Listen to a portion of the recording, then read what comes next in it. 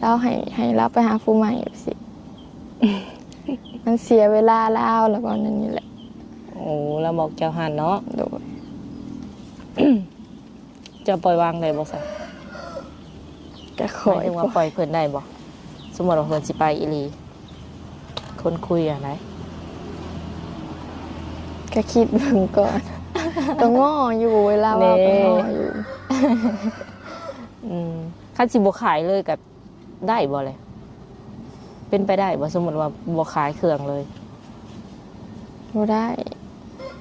ต้องขายต้องทำมาหากินเนาะเพื่อปากเพื่อท้องเวลาขายเครื่องได้เงินหลายบ่น้องล่ะบ่ฮอดประมาณ300,000ต่อมื้อบ่โดยเฉพาะกำไรหรือว่ารวมเบิดเลยรวมเบิดเลยบางมื้อมันก็ขายบ่ดีก็คือน้องน้ำฝนเพิ่นเป็นแม่ค้าเนาะขายอีหยังน้องละว่าไหมดูขายลูกชิ้นจังหน่อย FC ใหม่สิงงว่าอีหยังขายอยู่ว่าซั่นขายลูกชิ้นโดยว่าง่ายๆนี่อีหยังก็ซื้อมันปิ้งจีนแบบนี้แต่ว่าเครื่องบ่หลายคือในเมืองแบบนี้กับมีเล็กๆน้อยๆพอได้แบบขายดำหน่อยซื้อโดยพอขายในแถวบ้านตัวเองมือละ300,000กีบเนาะ